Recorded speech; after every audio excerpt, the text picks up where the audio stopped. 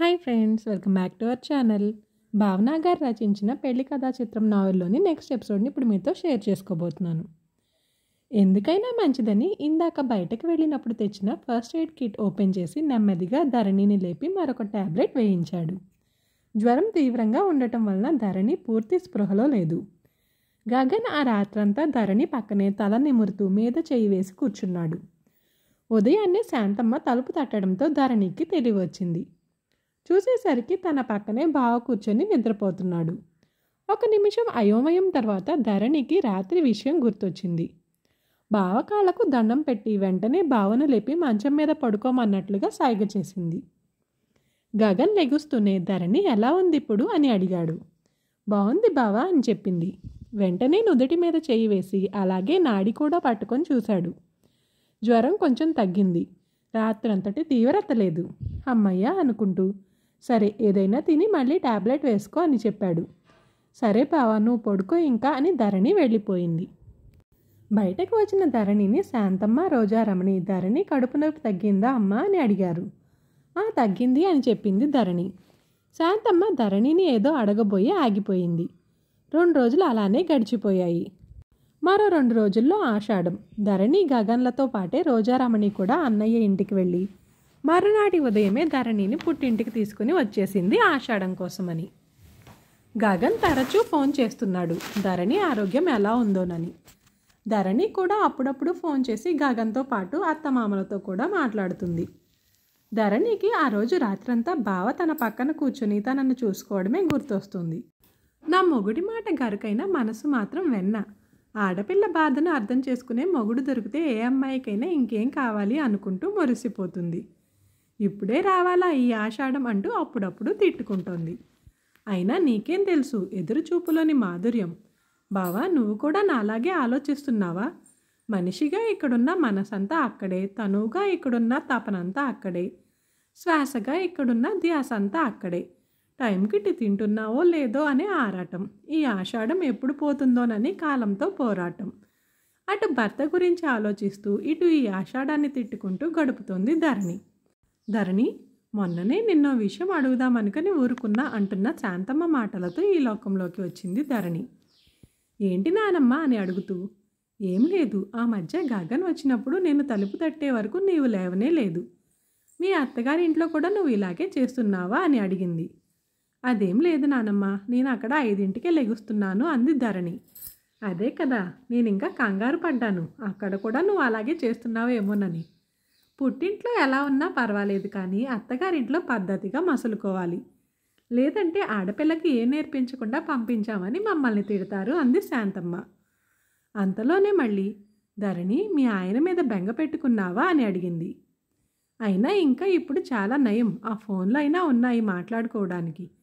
మా రోజుల్లో అయితే అవి కూడా ఉండేవి కాదు అంది శాంతమ్మ. అసలు ఆషాఢంలో ఎందుకు నానమ్మ ఇలా ఉండాలి అని అడిగింది ధరణి. దీనికి అప్పుడే మొగుడు మీద మనసు లాగినట్టు ఉంది అని మనసులోనే అనుకుంటూ. ఏం లేదు ధరణి, ఆషాఢ మాసంలో పొలం పనులు కాస్త ఎక్కువగా ఉంటాయి. ఆ టైంలో కొత్తగా పెళ్ళైన వారికి పని మీద ధ్యాస తగ్గిపోతుంది. అలా కాకుండా ఉండాలని ఆ నెల్లాళ్ళు భార్యాభర్తలను విడిగా ఉంచేవారు. అలాగే కొత్తగా పెళ్ళై వచ్చిన అమ్మాయి ఒక్కసారిగా పుట్టింటిని విడిచి ఉండలేదు కదా. ఈ ఆషాఢం పేరుతో మళ్ళీ పుట్టింటికి వెళ్ళి ఉండే అవకాశం వచ్చేది. రాను రాను ఇదే ఆచారం అయిపోయింది. కానీ నానమ్మ ఇప్పుడు అందరూ పొలం పనులే చేయటం లేదు కదా, వేరువేరు ఉద్యోగాల్లో కూడా ఉన్నారు కదా అని అడిగింది. అందుకే ధరణి ఉద్యోగాల పేరుతో ఎక్కడో ఉంటే భార్యాభర్తలిద్దరూ కలిసి ఉండొచ్చని చెబుతారు. కానీ అమ్మాయి అయినా అబ్బాయి అయినా అత్తారింట్లో అడుగు పెట్టకూడదని చెప్తారు. వీటిలో ఇంకో అర్థాలు కూడా అంతర్లీనంగా ఉన్నాయి ధరణి. ఆషాఢంలో విడివిడిగా ఉండే భార్యాభర్తలనుకో ఒకరి గురించి ఒకరు ఆలోచించడం మొదలు పెడతారు. ఒకరి గురించి ఒకరు తలుచుకుంటూ ఉంటారు. అప్పుడే కొత్తగా ఏర్పడిన బంధంలో ఒకరిపై ఒకరికి ఉన్న ప్రేమ వారికి అర్థమవుతుంది. అది ఆషాఢంలో కలిసి ఉన్న భార్యాభర్తలు అనుకో ఇద్దరే ఉండాలి కాబట్టి ఒకరిని ఒకరు అర్థం చేసుకునే తత్వం, ఒకరి పనుల్లో ఒకరు సహాయపడే వ్యక్తిత్వం పెరుగుతాయి. ఒకరికి నచ్చినట్టు ఒకరు మారడం, సర్దుబాటు ధోరణి నేర్చుకుంటారు. ఆషాఢం వెనుక ఇంత అర్థం ఉందా అనుకుంటూ వింటోంది ధరణి. మళ్ళీ శాంతమ్మ అందుకుని మీ ఆయన లాంటి వాళ్ళు అంతా చాదస్తమని కొట్టిపారేస్తారు కానీ ఆచారాలు సాంప్రదాయాల వెనుక మంచి చేసే ఉపయోగకరమైన కారణాలు ఎన్నో ఉంటాయి. కాకపోతే కొన్నింటిని మనం తెలుసుకోలేము అంతే అంటూ చెప్పింది. ఇంతలో ధరణి ఫోన్ రింగ్ అయింది. ధరణి, ఇప్పుడే అమ్మతో మాట్లాడాను, నీకు కూడా చెప్దామని ఫోన్ చేశా. ఈ రోజుతో ఆషాఢం పోతుంది. రేపటి నుండి శ్రావణ మాసం మొదలవుతుంది. ఎల్లుండు మంచి రోజు, నిన్ను తీసుకురావటానికి మేము వస్తున్నాం అంటూ ధరణి అత్త ఫోన్లో చెబుతుంది. ధరణి ముఖం ఒక్కసారిగా వెలిగిపోయింది. ఇప్పుడు ధరణి ఎదురుచూపు ఎల్లుండి కోసం మొదలైంది. ధరణి ఎదురు చూసిన రోజు రానే వచ్చింది. మరో గంటలో భర్త అత్తమామలు రాబోతున్నారు ధరణిని తీసుకువెళ్ళటానికి. ధరణి పుట్టింటి వాళ్ళు శ్రావణ మాసపు చీర సారెలను సిద్ధం చేశారు. ధరణి తల్లి ధరణిని కూర్చోబెట్టుకుని, పుట్టింటికి మెట్టినింటికి కొంచెం తేడా ఉంటుందమ్మా. నువ్వు అక్కడ ఎలా ఉంటావో దానిని బట్టే అక్కడ నీ పుట్టింటి గౌరవం పెరుగుతుంది. మీ అత్తగారింటిలో నీకంటూ ఒక గుర్తింపు వచ్చి నీ విలువ కూడా పెరుగుతుంది. ధరణి విను, బయట నుంచి వచ్చిన మామగారికి నీళ్లు అందిస్తూ అత్తగారికి అన్ని పనుల్లో సాయం చేస్తూ అత్తమామలు మరో అమ్మా నాన్నలని మర్చిపోకు. భర్తకు కోపం వచ్చినప్పుడు కొంచెం మౌనం వహించు. కోపం తగ్గాక కావాలంటే నీ బాధను వివరించు. ఇక నీ జీవితం తనతోనే ముడిపడి ఉందని గుర్తించి తాళినప్పుడు ఎగతాళి కానీయకు. బాధ్యత గల ఇల్లాలివై ఆ ఇంటి ప్రేమను సంపాదించుకో. నీ మరిదిలో నువ్వు నీ తోబుట్టువును చూడు. వదినిగా సాయం అందించి సరదాగా ఉండు. ఇక ఆ ఇల్లే నీ ఇల్లు అని మర్చిపోకు. ఇంటి గుట్టునెప్పుడు గడప దాటనీయకు. ఇంటి మర్యాదకెప్పుడు మచ్చ రానీయకు. నీ ఇంటి సాంప్రదాయాలను చక్కగా నిలబట్టు. ఆచారాలను అర్థవంతంగా పాటించు. కోపం వచ్చిన వేళ కాసేపు కూర్చుని ఆలోచించు. మాటకు మాట ఎదురు చెప్పి మొండిగా వాదించకు. అతిథులు వచ్చిన వేళ నవ్వుతూ ఆహ్వానించు. ఇంటికి వచ్చిన ఆడపిల్లలను ప్రేమతో ఆదరించు. పసుపు కుంకుమలు పెట్టి ఆనందంగా పంపించు. నట్టింట్లో ఎప్పుడూ నవ్వుతూ తిరిగాడు. ఆకలి అన్నవారికి అన్నపూర్ణవై వడ్డించు. సాయం అడిగి వచ్చిన వారిని లేదనక పంపించు. అల్లరిని కూడా హద్దుల్లోనే ఉంచు. మాటలెప్పుడూ మృదువుగా ఉండేలా చూసుకో. పనులెన్నున్నా పొందిక్కా చేయడం నేర్చుకో. నిద్ర లేవగానే పక్క పట్టలు మడతపెట్టు. ఇంటిని ఎప్పుడూ అందంగా సర్దిపెట్టు. సమస్యలేవి ఎదురైనా తెలివిగా చక్కబెట్టు. ధరణి, నువ్వు ఇప్పుడు మా ఇంటి అమ్మాయివి అయినా ఆ ఇంటి ఇల్లాలివి. కాబట్టి అక్కడ పద్ధతులకు తగినట్లుగా చిన్న చిన్న మార్పులు సర్దుబాట్లు తప్పవు. నిన్ను నువ్వు బానిసగా అనుకోకు, బాధ్యతగా అనుకో. నువ్వు బాధపడకు, ఎవరిని బాధ పెట్టకు. ఏరి కోరి ఇంటి కోడలు చేసుకున్నారు నిన్ను. వారు గర్వపడేలా నడుచుకో అంటూ అత్తారింట్లో ధరణి ఎలా ఉండాలో చెప్పింది ధరణి తల్లి ధరణికి. అబ్బా అమ్మా, ఇప్పటికి ఎన్నిసార్లు చెప్పావో తెలుసా అంటూ నొచ్చుకుంది ధరణి. ఇంతలో శాంతమ్మ అందుకుని, ధరణి, మీరు ఈ తరం పిల్లలు, చదువుతో పాటు అన్నింటా ముందుంటున్నారు.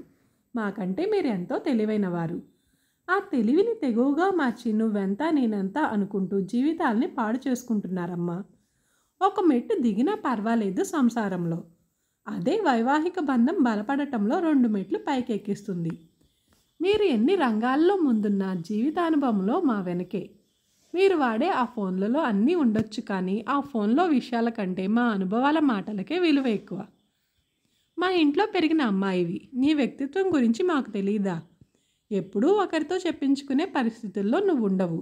కానీ అత్తింటికి పంపేటప్పుడు అక్కడ ఎలా ఉండాలో అనేది చెప్పి పంపించాల్సిన బాధ్యత మాకు ఉందిగా అంది శాంతమ్మ. అలాగే ముఖ్యంగా పాటించాల్సిన విషయం ఇంకొకటి ఉంది ధరణి. బయటకు వెళ్తున్న భర్తను నవ్వుతూ సాగనంపు. అలసి ఇంటికి తిరిగి వచ్చిన భర్తకు నవ్వుతూ ఎదురెళ్ళు. ప్రశాంతతను అందించి అలసట తీరేలా చెయ్యి. వచ్చిన వెంటనే అది ఇది చెప్పి మనసును పాడు చేయకు. ఏకాంత సమయంలో ఇతరుల విషయాలు ప్రస్తావించకు అంటూ శాంతమ్మ చెప్పింది. ఇంకా రాను అన్నట్టు చెప్తున్నారన్నీ. రోజు ఎలాగో ఫోన్ చేస్తారుగా, అప్పుడు కూడా ఇవేగా చెప్తారు మీరు. మళ్ళీ ఇప్పుడు కూడా ఎందుకు అంటూ సరదాగా అంది ధరణి. మాటల్లోనే వియ్యంకుల వారు రానే వచ్చారు.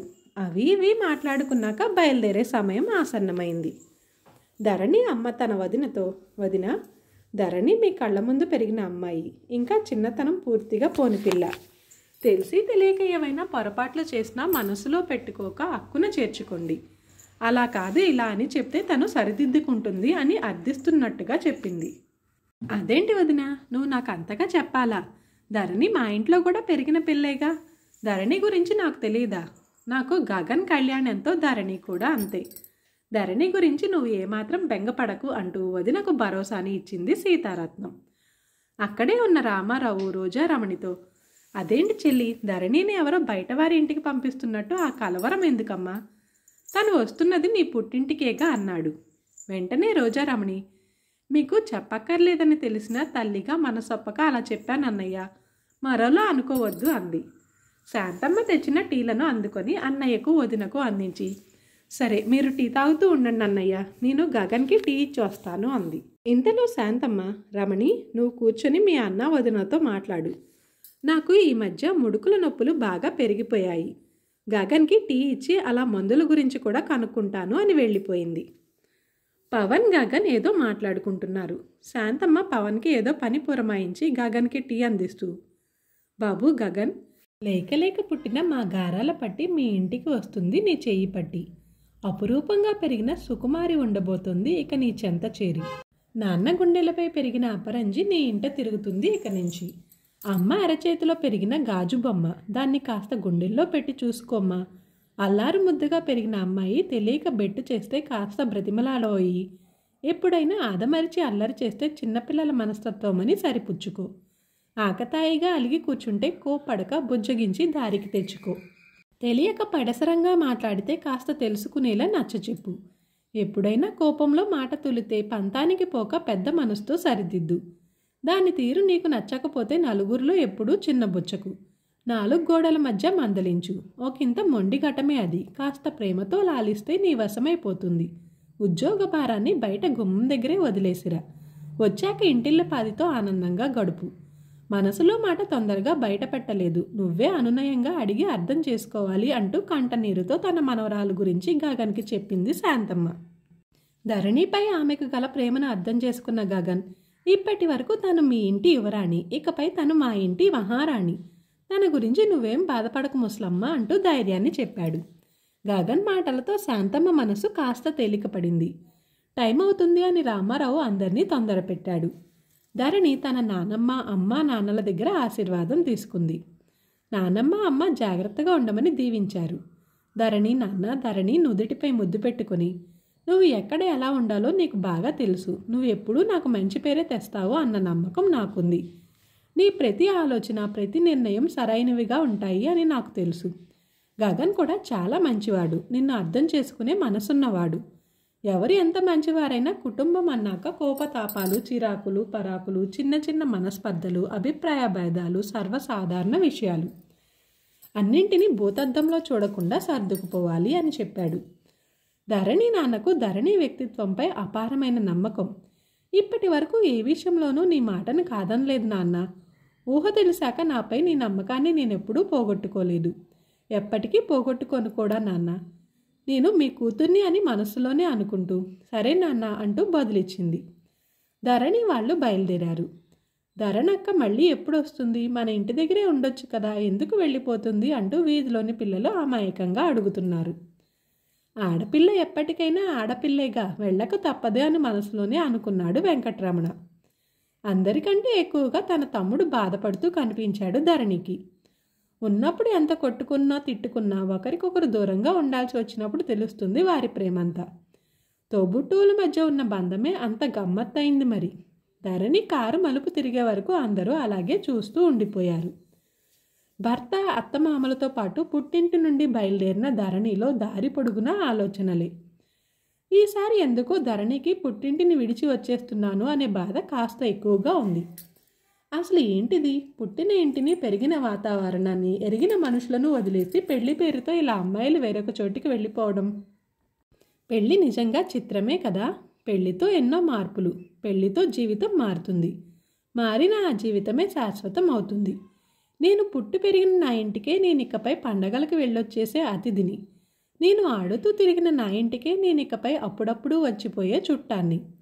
బాధ్యత తీరుతుందని పెళ్లి చేసి పంపించేస్తారు, అందమైన బంధంతో కొత్త బాధ్యతతో బంధిస్తారు అనుకుంటూ ఆలోచనలో ఉన్న ధరణి, ఏం ఆలోచిస్తున్నావు ధరణి అన్న గగన్ మాటలతో తన ఆలోచనలకు విరామం ఇచ్చింది. ఏం లేదు బావా అని గగన్కి బదులిచ్చింది. గగన్ ధరణి చేతిని తన చేతిలోకి తీసుకుని ఎటువంటి భయం కంగారు అవసరం లేదు అన్నట్లుగా కళ్ళతోనే అభయం ఇచ్చాడు. ఆ స్పర్శలో ఏదో తెలియని ధైర్యం, ఆ కనుసైగలో నేనున్నాననే నమ్మకం, ఆ చూపులో జీవితం బాగుంటుంది అనే ధీమా. ఆ భావనే అమ్మాయికి కదా 1000 ఏనుగుల బలం. ఇంతలోనే ఎంత మార్పు! నిజంగా ఎంత అమాయకపు మనసు ఆడపిల్లది. ఒక్క క్షణం పుట్టింటిపై బెంగ, మరో క్షణం భర్త ఇచ్చిన భరోసాతో భవిష్యత్తుపై కలలు. నిజంగా ఎంత పిచ్చి మనసు ఆడపిల్లది. ఒక్క క్షణం పుట్టింటిలో అతిథిగా మారి హక్కును కోల్పోయాననే విచారం, మరుక్షణమే నా భర్త నా ఇల్లు అంటూ పెళ్లితో వచ్చిన కొత్త హక్కును పొందిన ఆనందం. క్షణంలోనే తన ఆలోచనల్లో వచ్చిన మార్పుకు తనలో తానే ఆశ్చర్యపోయింది. తనకు తానే చాలా కొత్తగా అనిపించింది. ఇదేనేమో పెళ్లి కథా చిత్రం అంటే అని అనుకుంది. ఈ ఎపిసోడ్ని ఇంతటితో ముగిస్తున్నాను. నెక్స్ట్ ఎపిసోడ్లో మళ్ళీ కలుద్దాం. Thanks for watching this video.